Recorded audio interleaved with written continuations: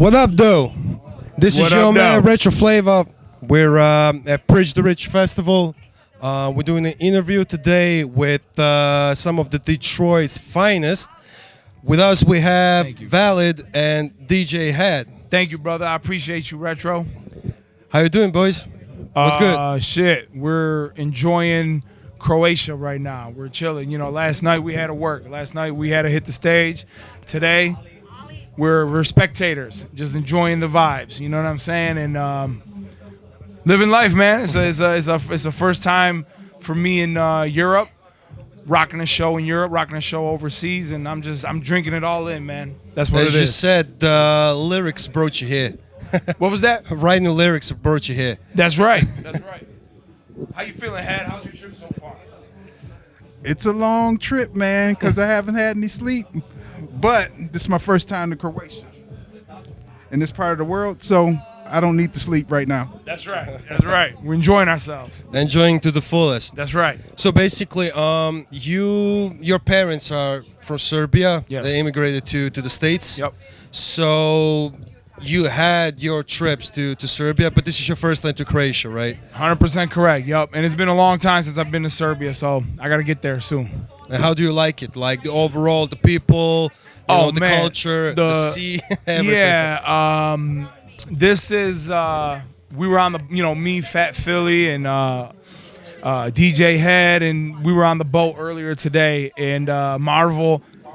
Yeah, Bars was with us. It was just soaking it all in, man. Just soaking the scenery, the sea, the Balkan culture, man. The way you guys live, I appreciate it because it's how we lived in my household growing up and with relatives and stuff. But here it's like everybody's family, everybody's chilling, everybody knows everybody, and it's just a different lifestyle. Y'all are chill, relax. In America, everything's go, go, go, go, go, go, go. The second you wake up, you work all day, you go to sleep, you didn't even realize you had a day today. You don't have time to appreciate life sometimes. So, but here, you guys, you appreciate life, and we're in the States, we're jealous of that. So I'll just put it like that. Yeah, as much as I know, like jobs in the States are what you people put on the first place, and then everything else goes. Everything else in life. Which is weird. You work until you die, and what? Oh man, not to get too deep, but yeah, man, in America, money is king. Money is everything, and to people, and not to everybody, but that's typical. You know what I'm saying? It's gotta have the best house, gotta have the biggest house, gotta get the kids in the best school, gotta you know what I'm saying? Buy the biggest rock for my girl. That's the American mentality, and I'm sure that mentality also exists all over the world. Of course, but it's just everybody's getting Americanized. Yes, but it's just very prominent over there, in my opinion. Well, the cultural differences are, over here, like we can see them. The lifestyles is really different in the States than over here. But when it comes to hip hop, and since you two are over here right now, you heard some of the Croatian artists and everything. What do you think about our hip hop compared to the one in the States? Especially because hip hop was born in the States. So, what do you think of our hip hop and how it connects to y'all? I'll make sure both of us answer this question. I love it, and I started dabbling in hip hop from the Balkans, XU, and everything when my album Mihailo in 2019 came out. And I was always friends, and shout out to Alternativa Records, my man's Vlada Stojanovic and Alex. I was always friends with Vlada for many years, and I would ask him about like Balkan hip hop, and I already knew a couple acts here and there. Like I knew who Struka was, you know what I'm saying? Right. And like some of the legends. Yeah, some of the legends, but I wasn't that in tune with it. Like I didn't dig deep into it. And then kind of what happened, man, when the Mihailo album in 2019 came out, Ghostface Killer gave me a shout out on Facebook, and it got a lot of attention. And I think a lot of people in Croatia, Serbia, Montenegro, all these XU countries were like, who in the fuck is this guy named Mihailo? We know that's a name from this region, you know what I'm saying? And how does Ghostface know about this? And who's this kid that has songs with like Illa J and Elzai and Guilty Simpson, and he's getting spins on Shade 4-5. So that I think it sparked like an interest. So to go back to your question, when that interest sparked from listeners out here a bit, that's when I reached out to Vlada, and I always had an idea to do the Plum Brandy EP, the Slivovica EP, where it's all Balkan samples and whatever. And I was like, all right, now it's time for me to do my homework. So let me really dig into Struka and Gru and who's dope in Croatia, who's, Stoka MC, and who are these people, who's Marvel, who's Kool-Aid. And when I dug deep, I was like, these motherfuckers is bad as hell, bro. And I understand most of it, not like 100%, but most of it I'm able to make out what they're saying. But like Kool-Aid is hands down one of the dopest producers in the world to me. And he does have his own style, and there is like a specific flavor of like Balkan hip hop, and it's for me specifically. Maybe I'm wrong, but I can even slightly tell. Like I think certain regions are a little bit heavier boom bap, like heavier DJ Premier influenced, while some regions are a little bit more like funky West Coast influenced, you know what I'm saying? And have like a Dr. Dre vibe and shit like that. And I don't know. And I don't know if that's true or not, but maybe I'm just making that up in my head. But that's kind of what I felt. I was like, man, I feel like in like when I hear Kool-Aid shit, I hear like this like Dr. Dre, Dilla, funky DJ Quick influence. But when I listen to DJ Gotze from Skopje, it's like typically, not always, like this is some hard ass boom bap shit, like the dopest, like Sean Price should be rapping to this shit. You know what I'm saying? So and I love it all. And so that's my take. Head, you've been out here. What do you think of the Balkan hip hop you've been hearing? What do I think of the Balkan hip hop? Yeah, this is what I think of the Balkan hip hop. I'm so glad that it sticks to the foundation. Put it like that. The roots, you know what I'm saying? Because you know what the hell's going on in America. It ain't no secret. Right. You know what I'm saying? So, I mean, that just in a nutshell, that's pretty much it. I like that y'all don't stray far from the foundation of what was there and what was put forth. Instead of like, okay, what we're going to do to make this go pop and bigger and bigger and bigger. It's not like a money grab. It's actually, I like doing this. You know what I'm saying? It's not like, go, make us some money. It's art. Well, it's funny you mentioned that because I remember that one of the legends in the States, I think it was Grandmaster Kaz or somebody that said, like, when I was, the first time he came to Zagreb in 1990-ish, I don't know when exactly, he came over here and he listened to the streets, he listened to, to Zagreb-based hip-hop and everything. He said, like, I remember back in the days, when I was starting to listen to hip-hop outside of the States, there was genuine, that Bronx shit, right? It was France, and my boy, it's Croatia.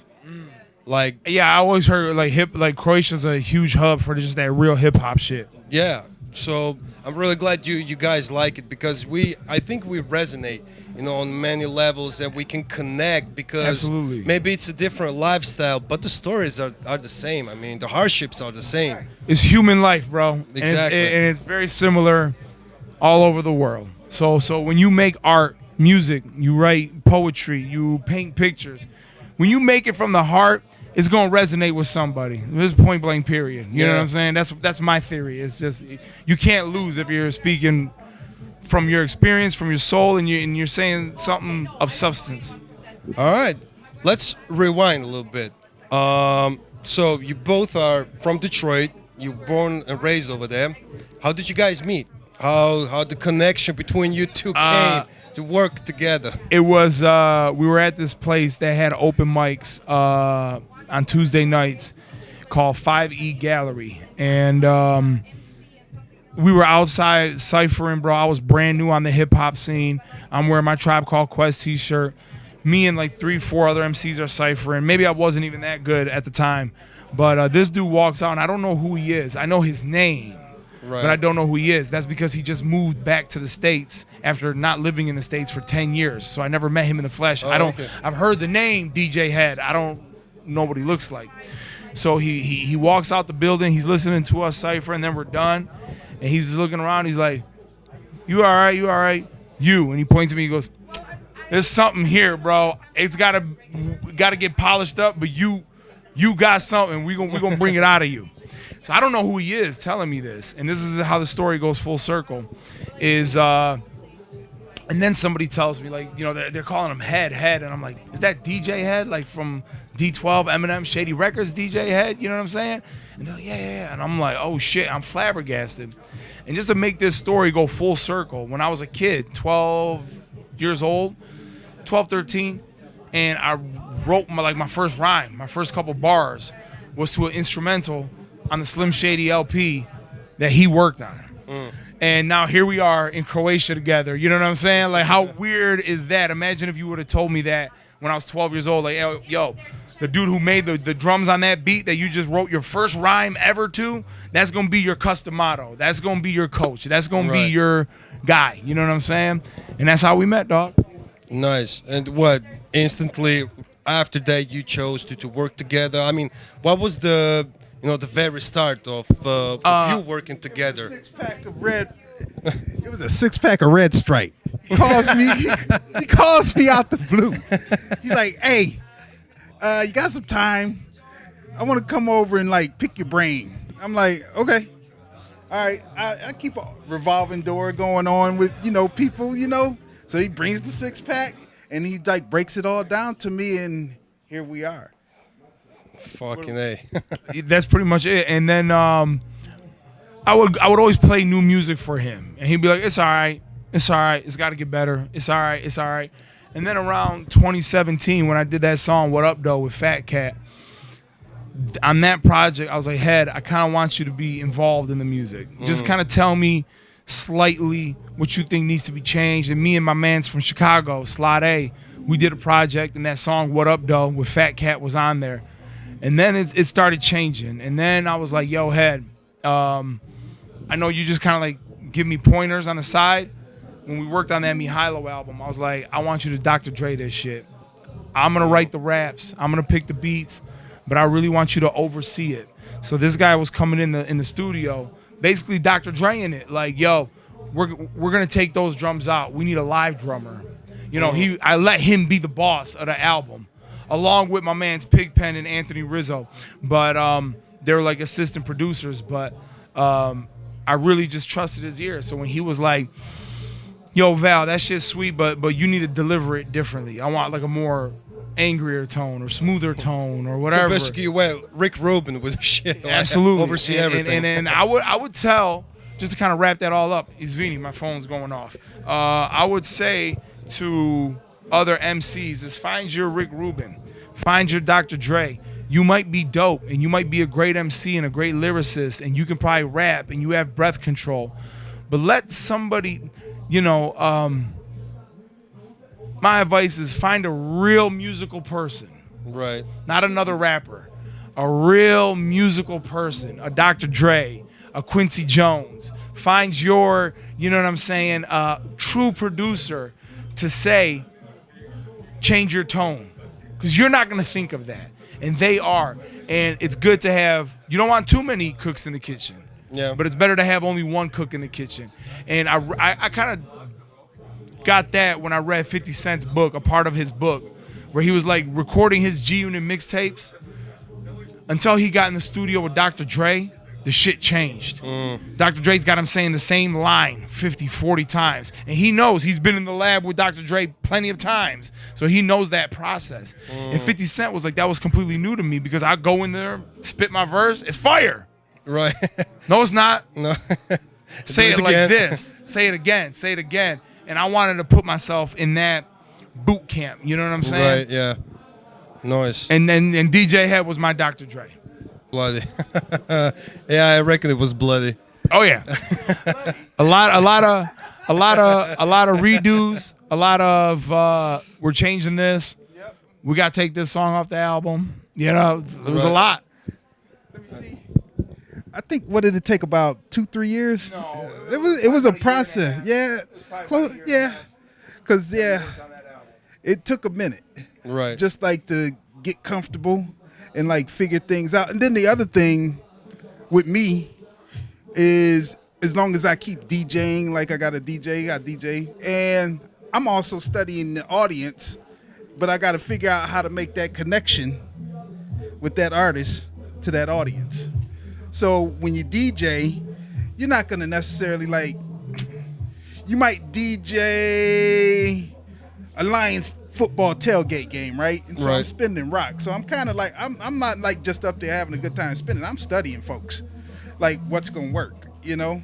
So I'll sit there like if I'm doing a rap gig and I got to study. Why did this person not, you know, get that crowd going like they thought they was going to get it going? You know, I'm like, seriously, I am watching folks. No matter if I'm spinning pop, top 40 for kids, or I'm doing like throwback for old folks, or I'm doing rap, or I'm doing techno. Don't make this. I'm watching you, because I want to know how to make the connection if I'm in a position where I got to deal with an artist and bring that to life. You know what I'm saying? Because that's how it's going to translate. Because I mean, I want to play the records that are going to generate and keep that audience moving.